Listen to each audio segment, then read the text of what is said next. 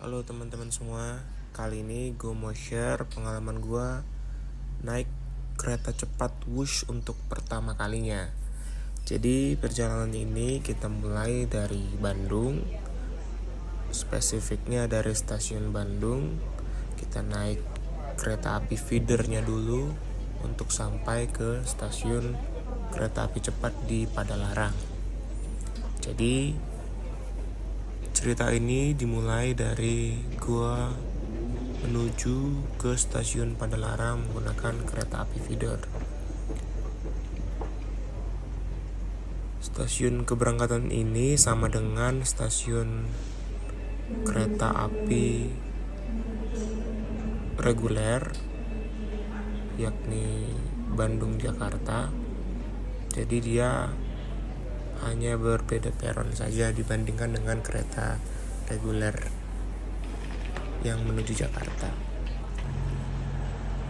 Oke, ini di keretanya ada di peron 7. Bisa dilihat di sini masyarakat masih sangat antusias ya, ingin menikmati dan menggunakan layanan jasa dari kereta api cepat ini. Untuk kereta api feedernya sendiri buatan Inka, buatan dalam negeri, yang layout dan juga bentuknya sangat mirip dengan kereta bandara yang ada di Yogyakarta, yang menuju ke bandara Jogja di Kulon Progo. Ini gerbongnya sama ya. Jadi dia layoutnya berhadap-hadapan seperti ini dan tidak ada nomor kursi. Jadi siapa cepat dia dapat. Nah, kebetulan karena gue mepet datangnya, jadi dapatnya yang membelakangi dari arah lajunya kereta. Ini buat teman-teman yang mungkin suka merasa pusing dengan kondisi seperti ini, ya berarti harus lebih cepat datangnya, karena ini tidak ada nomor kursi khusus ya, jadi bebas saja. Oke, ini perjalanan di 9.27, hampir setengah 10 kita berangkat. Waktu yang dibutuhkan dari Bandung menuju Padalarang, stasiun Wush itu kurang lebih sekitar setengah jam. Jadi teman-teman bisa prepare. Amannya sih sekitar 45 menit sebelum keberangkatan kereta cepat itu kita sudah mulai menggunakan atau sudah dalam perjalanan menuju ke stasiun Padalarang, baik menggunakan kereta api feeder ini maupun dengan transportasi lainnya. By the way, buat harga dari kereta api feeder ini sudah termasuk atau include ke dalam harga tiket kereta api cepat yang kita gunakan. Dan untuk waktu keberangkatan kereta api feeder ini, karena ini juga masih baru ya, jadi jamnya itu masih belum fix, masih berubah-ubah. Contohnya waktu gue naik ini, gue bisa cek keberangkatannya itu di website ataupun di Instagramnya kereta api cepat. Di sana akan diinformasikan waktu keberangkatan kapan saja untuk kereta api feedernya ini, yang sudah disesuaikan dengan jam keberangkatan dari kereta api cepat di Padalarang. Sehingga nanti teman-teman bisa menyesuaikan sendiri. Kalau ingin membutuhkan waktu yang lebih lama untuk santai-santai di stasiun Padalarang, berarti berangkatnya yang lebih awal dari stasiun Bandung.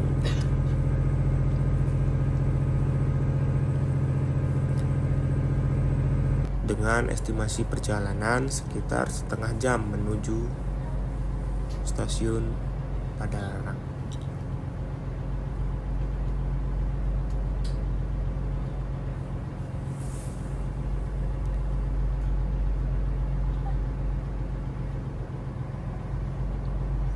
Untuk kesan pertama menggunakan kereta api feeder ini, overall cukup nyaman, bersih, wangi, dan tepat waktu. Oke, ini kita sudah sampai di stasiun Padalarang, yang mana menjadi tujuan akhir dari kereta api feeder ini.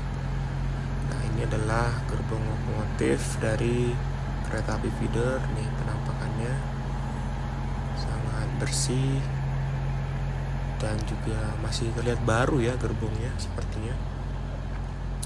Jadi layoutnya adalah dua-dua namun saling berhadapan.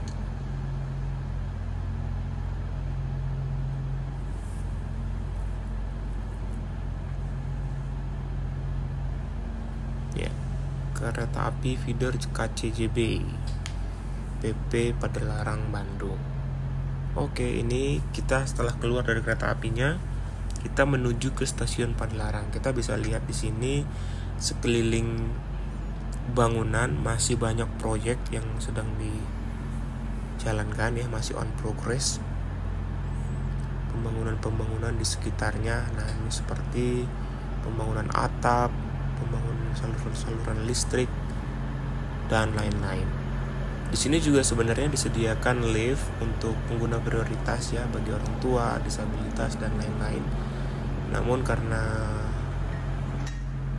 kayaknya saya juga nggak terlalu banyak barang, jadi saya memilih menggunakan eskalator saja.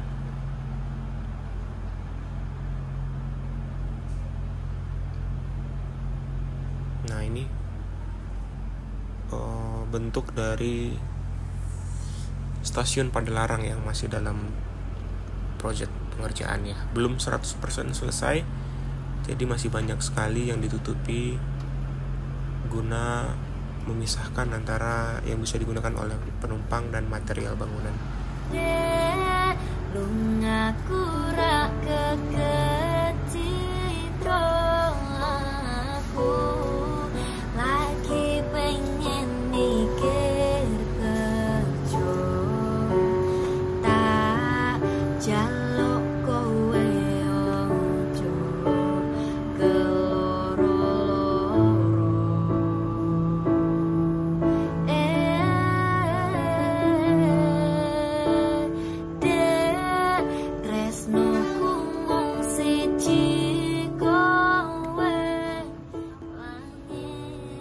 Sesampainya di lantai atas, ini adalah gedung utama dari stasiun Padalarang kereta api cepat Wush, dan tersedia 3 mesin tiket, yang mana sebenarnya ini masih cukup kurang ya dibandingkan dengan jumlah penumpangnya, sehingga di waktu-waktu tertentu khususnya dekat dengan keberangkatan masih terlihat antrian dari mesin tiket tersebut. Sebenarnya kalau kita sudah membeli tiket secara online dan sudah mendapatkan QR code ataupun barcode, kita tidak perlu lagi untuk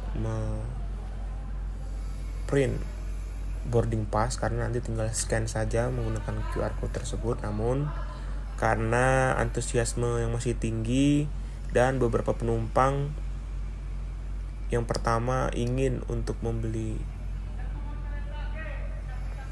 tiket secara on the spot, lalu yang kedua juga beberapa penumpang yang sudah menggunakan layanan online namun ingin tetap mengeprint boarding pass sebagai kenang-kenangan dan sebagai alat untuk pertanggungjawaban misalnya kalau dalam hal dinas. Jadi mesin ini sepatutnya perlu untuk diperbanyak lagi jumlahnya oleh pengelola PT KCIC ya, sehingga terjadi di beberapa saat-saat tertentu saja gitu. Ini ada beberapa syarat dan ketentuan dari kereta cepat Wush, seperti penumpang dihimbau untuk 30 menit sudah berada di stasiun sebelum jadwal keberangkatan, pembelian tiket dan lain-lainnya bisa dibaca di ketentuan berikut. Coba kita lihat sedikit bagaimana sih sebenarnya kondisi dari stasiun ini, apakah sudah bisa dikatakan siap untuk menerima penumpang atau belum. Terlihat di sana sebenarnya sudah ada beberapa fasilitas umum yang bisa digunakan, seperti sudah ada lift, sudah ada toilet juga, dan tempat pembelian tiket secara offline.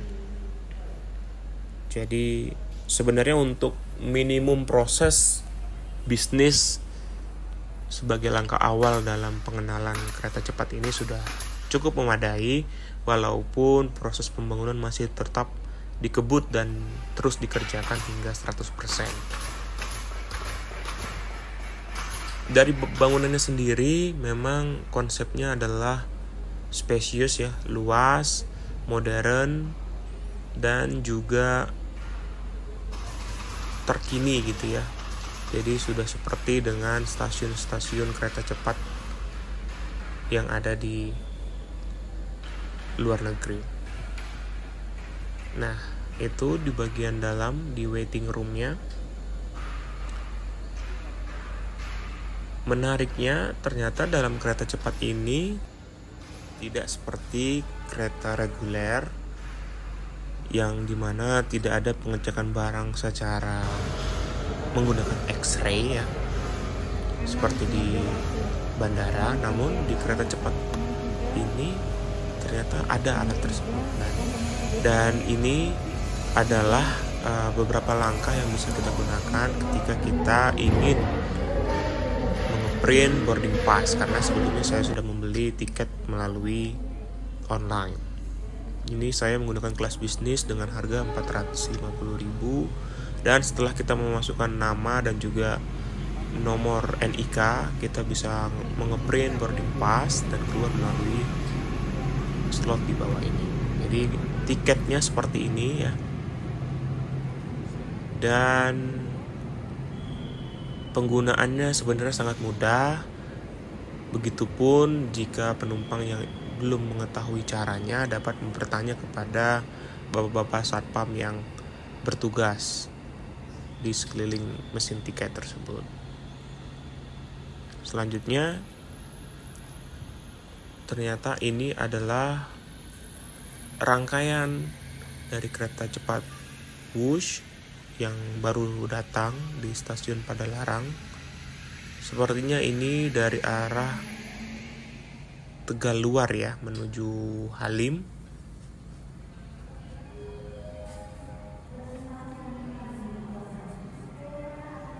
Jadi sepintas keretanya sangat modern dan futuristik, bentuknya sangat aerodinamis, ujungnya sangat runcing, kurang lebih mirip-mirip dengan kereta api cepat lainnya yang ada di negara luar.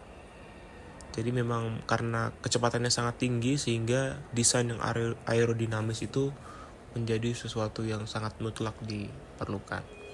Oke, ini di dalamnya di bagian atas ada semacam board yang menunjukkan waktu keberangkatan maupun kedatangan dari kereta api cepat.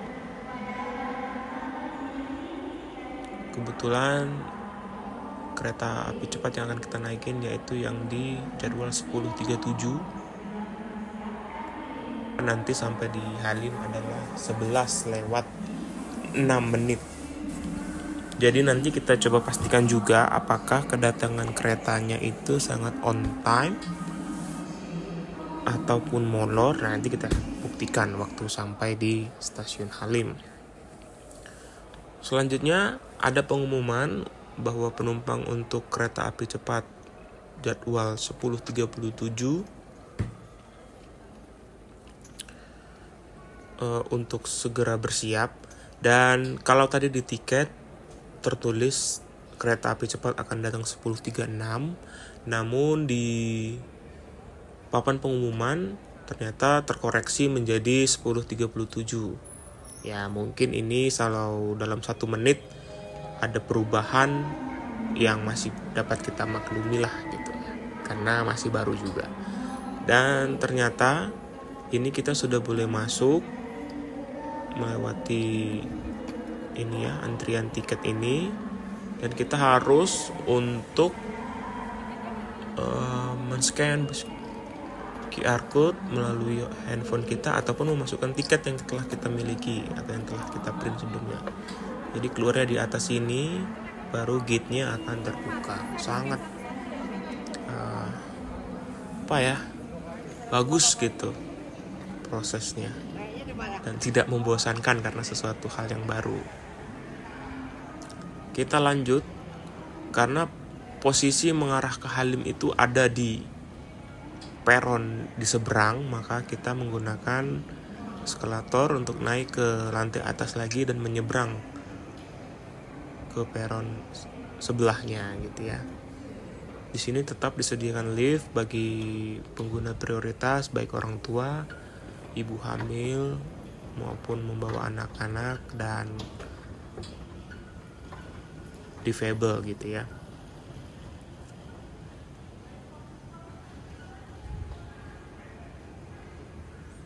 Dan satu lagi hal yang saya rasakan selama di stasiun Padalarang ini,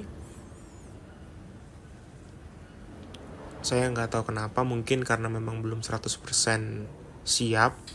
Jadi untuk pendingin udara atau maupun pendingin ruangan di dalam stasiun itu masih cukup kurang, sehingga saya merasakan agak kurang dingin gitu ya.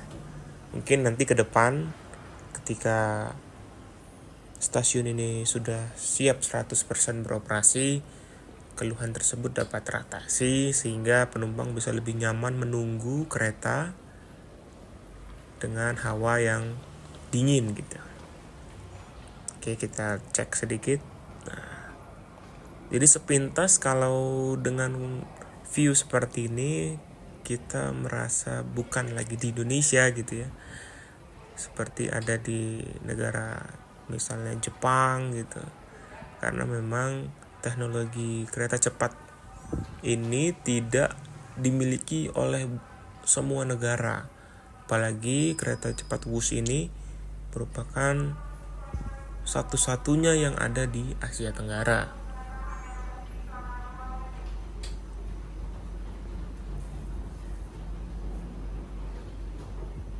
Jadi vibes-nya langsung berasa beda gitu. Berasa kayak bukan di Indonesia.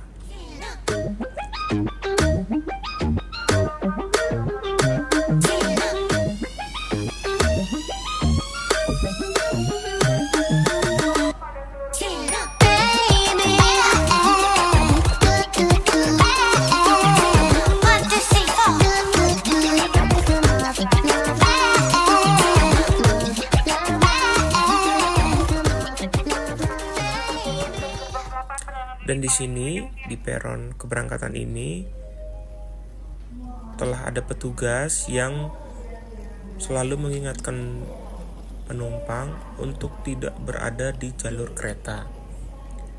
Jalur kereta ini dibatasi dengan adanya garis putih yang berada di pinggir peron.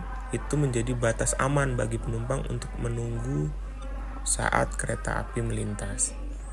Sehingga para penumpang dihimbau untuk tidak melewati garis putih tersebut sebagai prosedur keamanan dalam operasional kereta api cepat ini. Di sini juga terlihat banyak tong sampah 3 kategori, sehingga diharapkan penumpang dapat memilah sampahnya sendiri dan tetap menjaga kebersihan peron selama menunggu kereta api cepat datang. Di sini ada tulisan hati-hati celah peron, telah ada jam dan penunjuk waktu.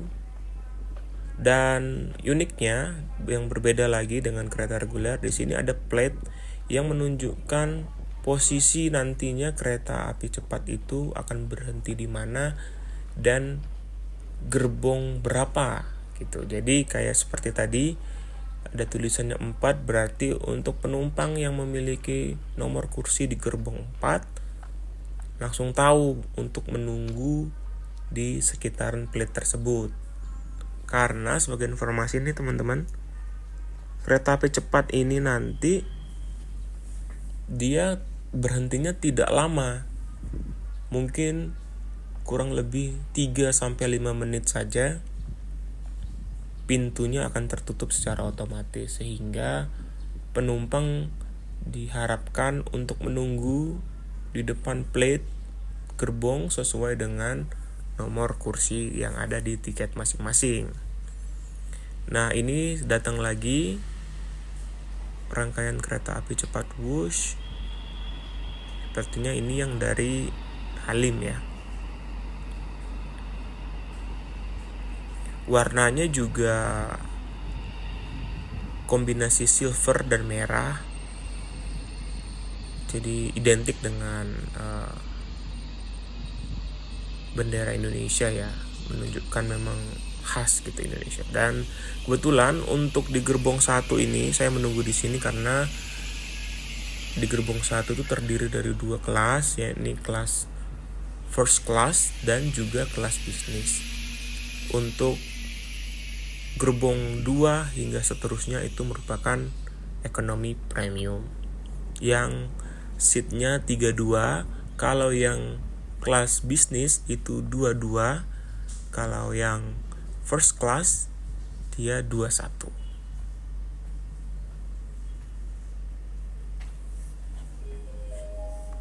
Oke.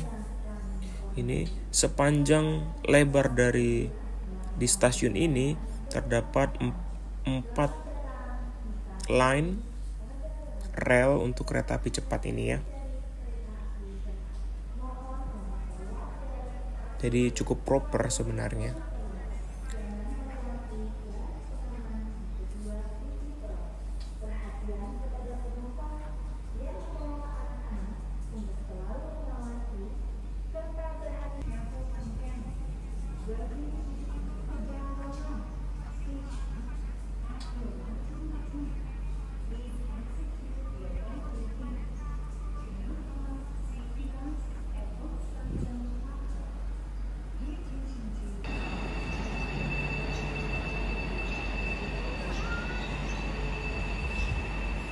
Tidak lama kemudian, kereta api cepat rangkaian yang datang dari Halim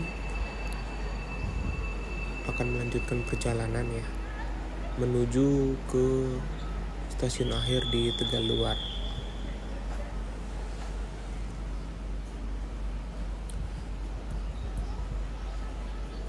Secara keseluruhan, kereta api cepat ini memiliki nantinya 4 stasiun, yakni kalau dari Halim berarti ada stasiun Halim, kemudian stasiun Karawang, stasiun Padalarang, dan stasiun Tegaluar.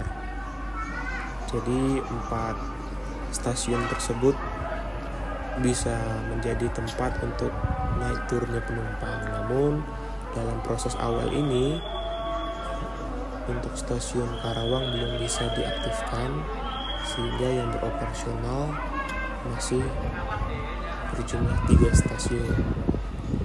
Tidak lama kemudian, kereta api cepat yang kita akan naiki datang, dan posisi saya berdiri ini adalah posisi di mana tepat di depan kepala kereta.